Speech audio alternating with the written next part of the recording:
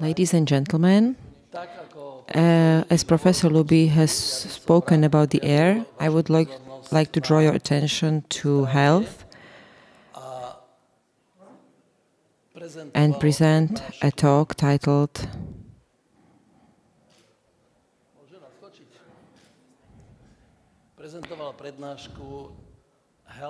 Health is Wealth. So, health is wealth in the sense of well-being.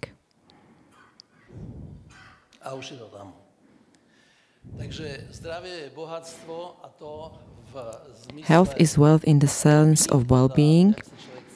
That is the feeling of personal quality of their life, but also from the economic point of view within the European Union. Since I specialize in cardiology, I would like to speak about cardiovascular diseases and the ways to avoid them. Cardiovascular diseases and cerebrovascular accidents are the main cause of deaths throughout the world. They claim over 17 million human lives every year. So if it is counted, it means someone dies from a cardiovascular disease every 2 seconds. There is a map here showing the load by ischemic heart disease that is counted per 100,000 people, and colors show us that red is the highest. Fortunately, our region, despite showing great load by cardiovascular diseases, is not intensely red, and we can see it belongs to the better situations. How much does healthcare cost generally? We can see it is a huge sum, and there are several countries named in another slide, but on average it is about 10% of overall GDP. It is about 16% in the United States. Most European countries towards the west of our region show about 10%. You can see that healthcare costs Belgium about 10%, France about 11%, the Netherlands almost 12% of GDP, and so on.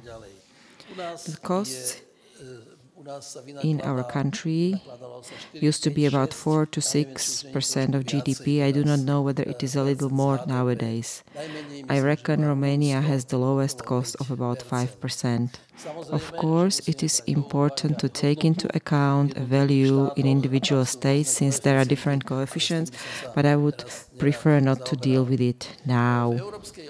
There are various programs in the European region that make an effort to reduce modifiable risk factors.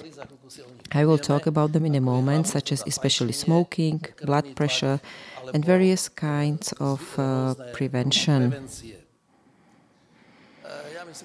As far as statistic data are considered, we all know that mortality and morbidity in relation to the cardiovascular diseases are about 50%, about 43% in relation to oncological diseases. So together they form over 90% of all diseases. Not only diseases, but deaths as well. I will not deal with these details due to the lack of time. What exactly are cardiovascular diseases? Cardiovascular diseases are caused by various heart disorders and blood vessels. In the picture, we can see atheromatous plaque inside vessel, and if we focus on heart and also somewhere else, we can see that a heart attack mostly originates in places where the supplying coronary artery is congested by fat, cholesterol, and thrombotic clots. Flow rate inside the artery becomes constricted, which leads to necrosis and heart attack. Generally, the cardiovascular diseases include mainly heart attack,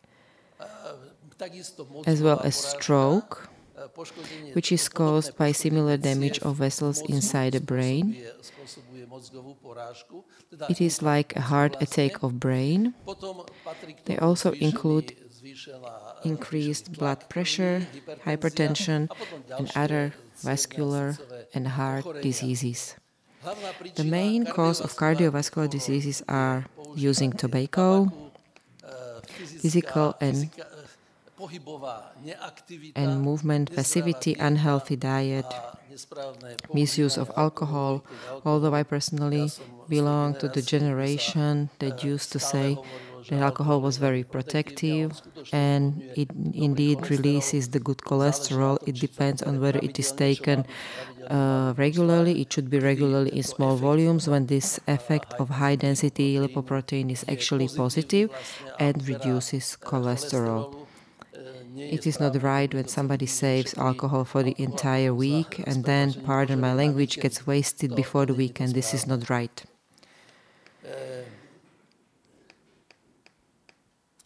What is good about these cardiovascular diseases is that most of diseases we have mentioned can be somehow avoided by taking certain preventive measures.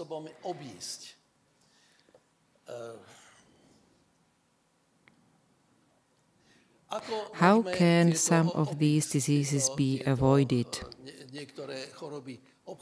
We actually avoid the risk factors, and it can be done by adopting healthier lifestyle or simply avoiding the risk factors. Of course, there are also improvements in diagnosis and treatment of cardiovascular diseases. In this way, by prevention and avoiding the risk factors, we can spare not only patients, but also their relatives and family of much pain and suffering. And moreover, we can save huge amount of financial means that are invested in the healthcare.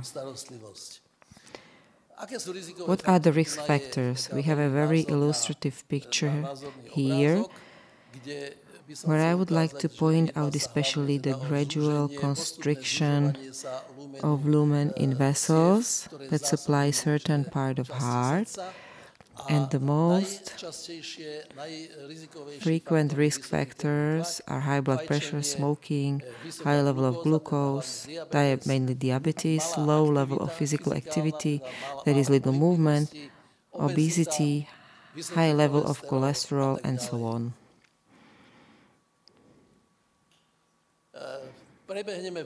I will just give you a very brief overview of some risk factors. Increased blood pressure or hypertension is, we can say, the main risk factor, and it can be prevented very easily by appropriate treatment if it is diagnosed early and is treated well from the beginning.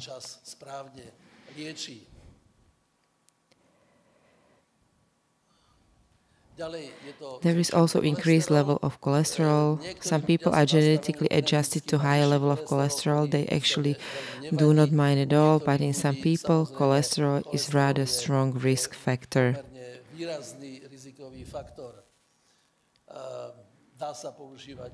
Various forms of medication can be used, like statins that bind cholesterol. By early detection of hypertension and high level of cholesterol, we can prevent both heart attack and stroke. This is cholesterol.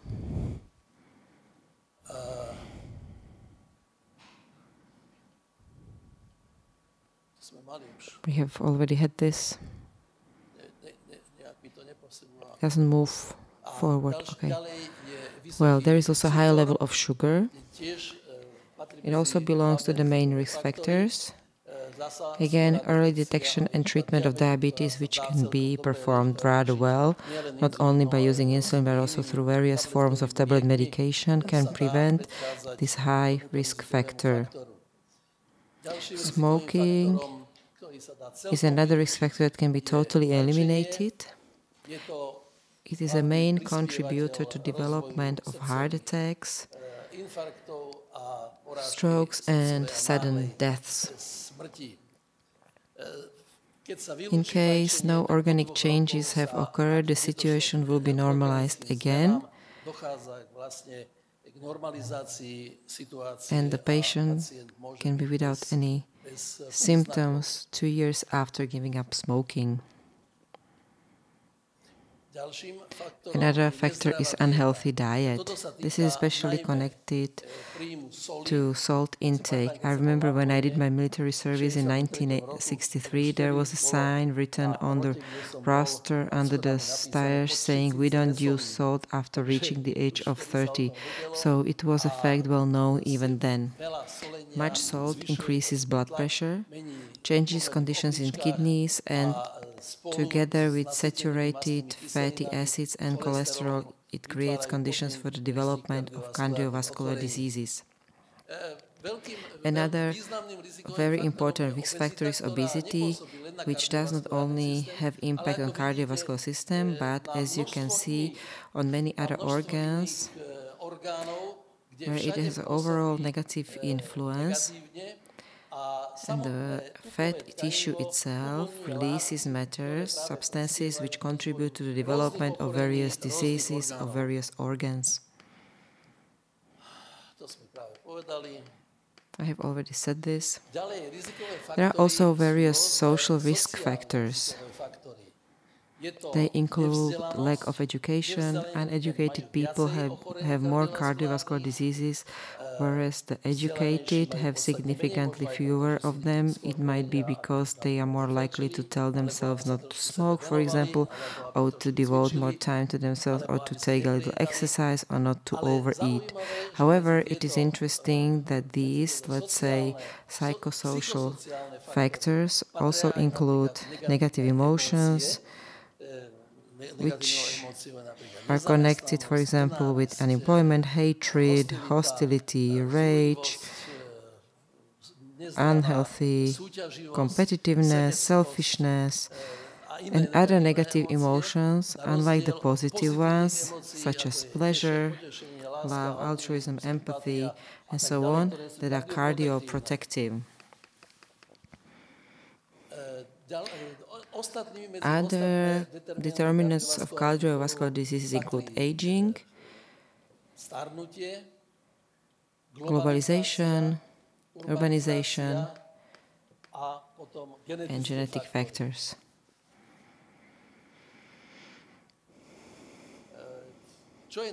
What is the most important? Basically, prevention of these well-known risk factors is particularly important.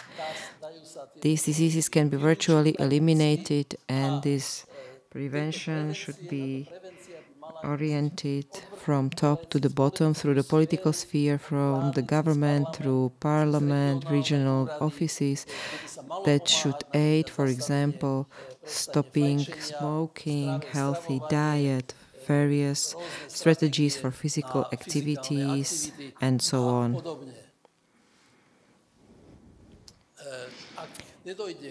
If such prevention, preparation at the level of various offices, and certain strategies do not occur, more and more people will die from heart attacks and stroke, because the factors causing these diseases will not be eliminated.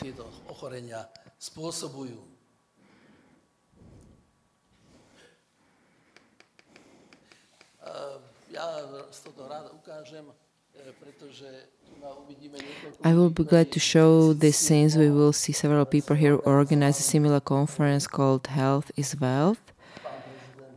Mr. President Gašparovič in 2007, Slovak Academy of Sciences, Professor Unger, European Academy, Ministry of Health, and myself.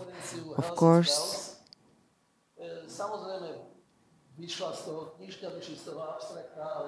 book as well as abstracts have come out of it, but it has not led to implementation of any processes that would help people to eliminate the risk factors and prevent these diseases. And here you can see Mr. President Gasparovic, then the Minister of Health, Professor Luby, Unger. It took place in Borik in 2007. In 1991, with this purpose, I founded the Slovak League for Prevention and Treatment of Cardiovascular Diseases, which is voluntary, humanitarian, charitable, and so on, and support prevention, treatment, and research in the field of cardiovascular diseases. I will not speak about its activities at this point. This is from one press talk. You can see Mrs. Gasparovičová, who was a regular participant in the press conferences. There are professors from the Department of Internal Medicine. This is the organizer of Sanofi.